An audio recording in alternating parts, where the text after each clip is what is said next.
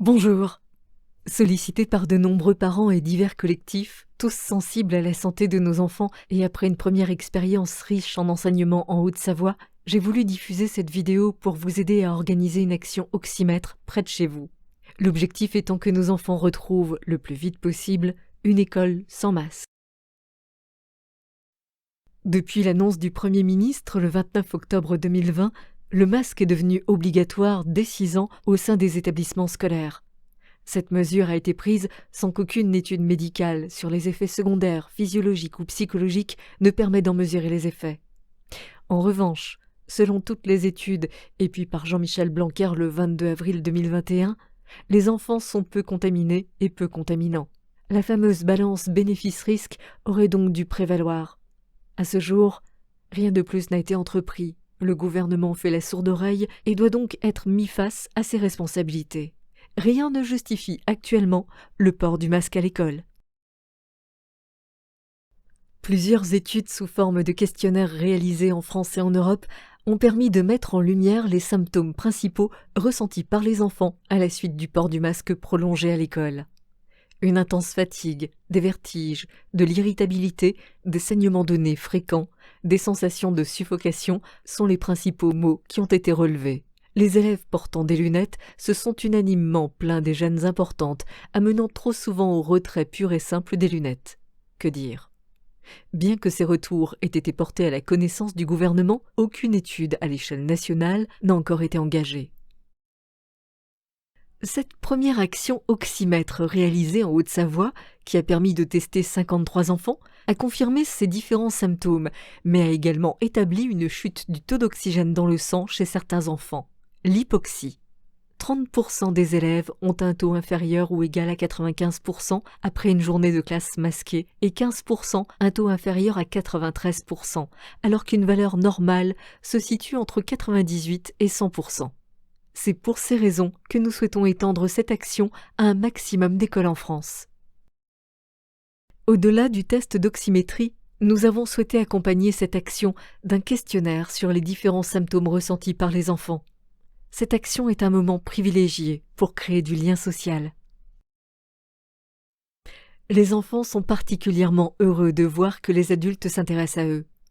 À notre plus grand étonnement, nous avons constaté que de nombreux parents ne discutent pas avec leur enfant des problèmes qu'ils rencontrent avec le masque à l'école. Surpris, parfois même inquiets des réponses apportées par leurs enfants, cet échange permet d'entrer en discussion et de faire prendre conscience aux parents de cette problématique.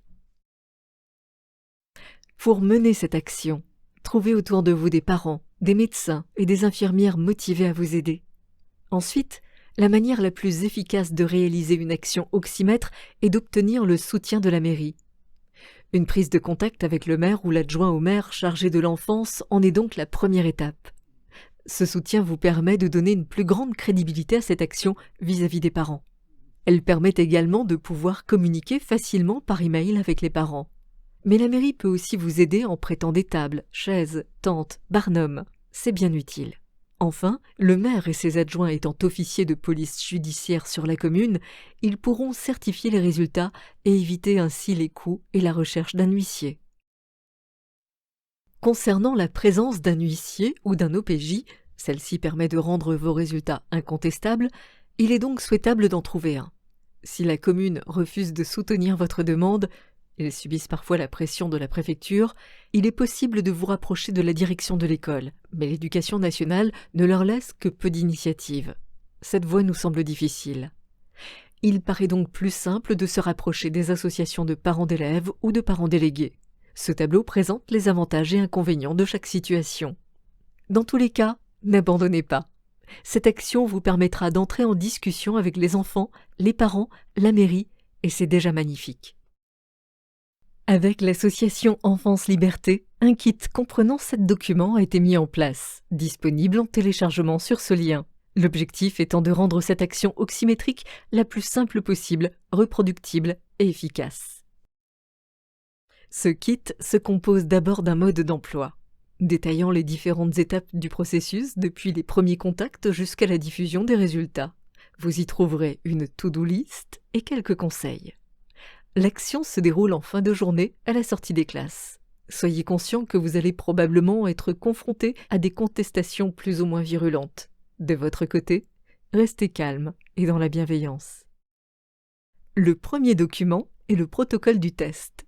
Il s'adresse plus particulièrement aux médecins en charge de réaliser le test d'oxymétrie, précisant quelques points de contrôle et les seuils de vigilance. La présence d'un médecin est vraiment souhaitable pour apporter des réponses argumentées et rassurer les parents lors de résultats potentiellement inquiétants. Le second document est un flyer. Vous pouvez le modifier à votre convenance pour informer les parents des dates de la journée oxymètre. Il est à distribuer une semaine à l'avance ou à joindre éventuellement au mail d'accompagnement de la mairie. Le troisième document, Instruction aux bénévoles, vous permet de rappeler aux participants les quelques règles à respecter pour le bon déroulement de cette action. Il est important de se conformer aux règles sanitaires en vigueur aux environs de l'école. Évitez les polémiques inutiles, cette action est non politisée et doit se dérouler dans le respect des autres. Faites bien ce rappel avant de débuter.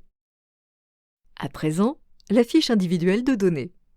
Vous devez en prévoir une copie par enfant. Après avoir rempli les données administratives, posez les questions dans un premier temps aux enfants, puis complétez éventuellement par les parents. L'oxymétrie est ensuite contrôlée par le médecin, l'enfant devant bien garder le masque pendant la prise de mesure. Si elle est inférieure à 95%, l'enfant est invité à retirer son masque durant 5 minutes et une nouvelle mesure est prise. Elle est considérée comme la mesure de référence sans masque. Le temps de réalisation du test complet est en moyenne de 5 minutes. Un médecin testera donc au mieux 15 à 20 enfants lors d'une sortie d'école. Une fois la journée terminée ou quelques jours plus tard, prenez calmement le temps de compléter le fichier des résultats. Il faut éviter de modifier ce document pour que les résultats puissent être facilement fusionnés par Enfance Liberté. Les graphiques générés vous permettront de réaliser un rapport de résultats à diffuser aux parents. Un exemple est disponible à l'adresse indiquée. Enfin, le dernier document proposé est un simple exemple de mail à adresser aux parents par la mairie, l'APE ou vous-même pour annoncer la journée du test oxymètre. Bon, bien voilà. J'espère que cette vidéo vous aura été utile et qu'elle vous motivera à mener à bout cette action. Il est urgent d'agir. Nous devons travailler sur tous les fronts pour faire entendre notre voix. Des collectifs de médecins se battent depuis des mois pour l'annulation du port du masque à l'école. À présent, des enseignants commencent à s'organiser et à mettre en place des manifestes. À vous aussi de pousser et d'agir dans ce sens. Bon courage et merci à Enfance et Liberté pour son soutien.